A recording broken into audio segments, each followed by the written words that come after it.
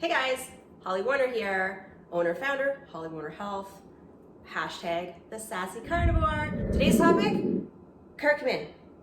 Actually, we're gonna go a little bit deeper than curcumin, but it's a spice that everybody on the planet's like, oh my God, gotta get your turmeric into you. It's so anti-inflammatory. It's going to heal the world of all of its troubles. It will probably cure coronavirus.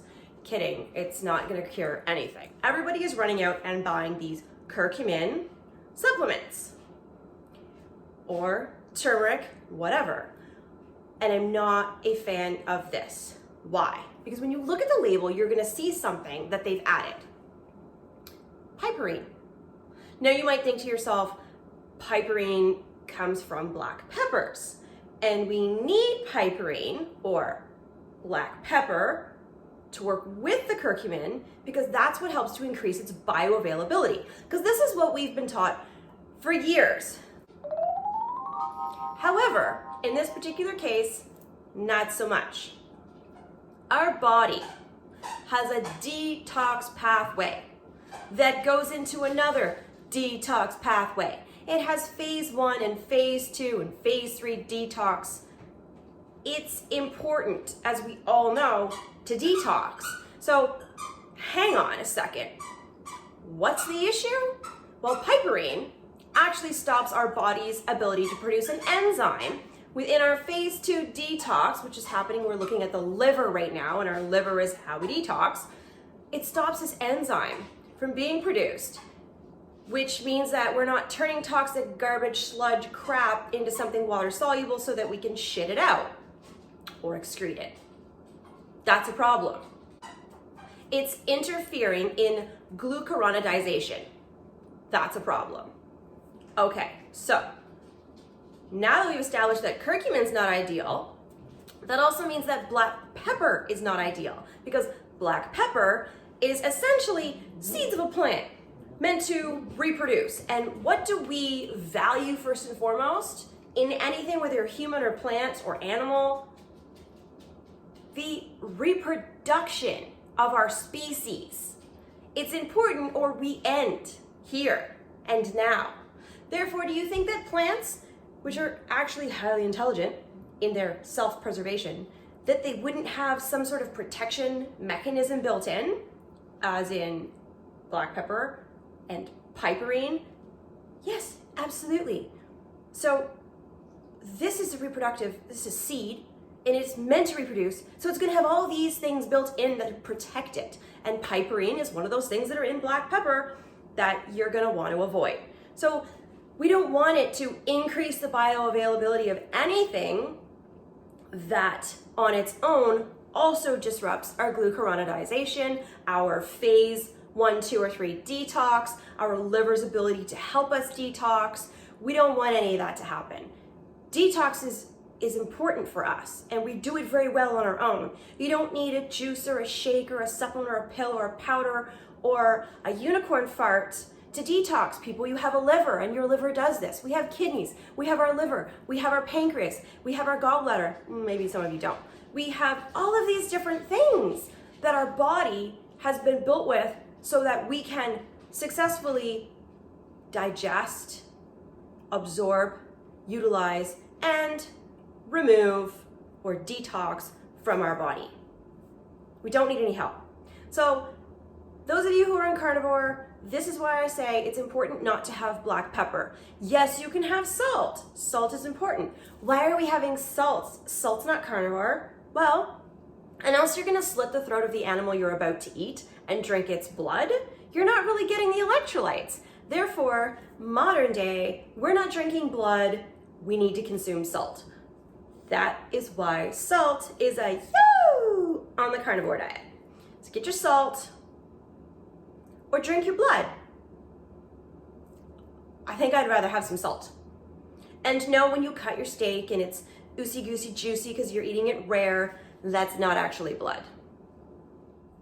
Okay, so long story short, what good is inducing NRF2 or promoting that pathway, open up, produce all the good stuff, if you're counteracting it and wreaking havoc on all of your other systems by having plant toxins? I mean, we're fully capable of producing our own antioxidants and crazy cool stuff within our own bodies on a meat diet. You just gotta make sure that you're doing nose to tail. It's really not that complicated. I wanna talk about something else here that I noticed is that, I used to be a sprouter. I loved sprouting. I sprouted alfalfa and I made wheatgrass and I sprouted my beans and seeds. And another thing that I would sprout was broccoli seeds. So broccoli was one of those things that was touted to be super full of all of the millions and bazillions of things that are good for your body. You can Google it, there's tons of shit in it. One of the main things was for sulforaphane. Now, sulforaphane is in broccoli and like cruciferous vegetables. Comes in two components, they bind together, and then there's that toxic explosion, boom, which creates sulforaphane. I've used sulforaphane within my clinical practice with patients who have estrogen dominance. They use it as a estrogen blocker. The problem with that is that it's kind of counterintuitive. It's going to attack the thyroid. It disrupts our body's ability to utilize the iodine that's out there, creating thyroid issues. So now, great, you've got your estrogen somewhat balanced out. Maybe you blocked the overproduction of estrogen, but then you fucked up your thyroid. And I've seen this a lot. I've seen this with my male patients where thyroid issues are typically a female thing. You don't see it as often with men. So all of a sudden I'm noticing that these guys who are eating a more plant-based diet, who are consuming the tofu and the soy, or who are just eating a shit diet and their estrogen goes out of whack, they get estrogen dominance and their testosterone tanks, and we put them on these estrogen blockers, specifically sulforaphane, and then within 3, 6, however many months, their thyroid tanks, their thyroid goes to complete shit. It's not a coincidence, folks. It's the sulforaphane competing with the iodine, wreaking havoc. So it's really not a good thing after all, is it? You look at things like polyphenols. Okay, I, in the past, have also been a huge fan of high polyphenol count olive oils, especially this time of year because it's gonna be something that's gonna help your body produce the diamine oxidase, the DAO, which is an enzyme that helps degrade histamine in the gut. You wanna degrade that histamine in the gut because it's gonna help with your seasonal allergies and the snow mold and blah, blah, blah. Here's the problem. You're getting all these polyphenols, you're drinking your coffee, this polyphenol-rich coffee, what's it doing? It's breaking our chromosomes. It is busting up our DNA. It is disrupting and hurting our DNA. I'm still gonna drink my coffee because I freaking like it, and I'm gonna pick my poison. But I'm also gonna support my DNA by eating fuck tons of meat and steak and, nose to tail. Coffee's a seed, folks. Remember that. And seeds are for reproduction. So stands the reason there's gonna be higher levels of all of the stuff in there that's gonna be toxic to you. So I'm not saying you gotta stop drinking coffee, but if you're having issues, you might wanna consider it. We also have to consider if the poison is dependent on the dose, or if even a small amount is gonna just get you anyway. Or does it compound over time? Are we storing it somewhere and it's gonna build up until all of a sudden it's a large amount? You gotta consider this every time you eat something.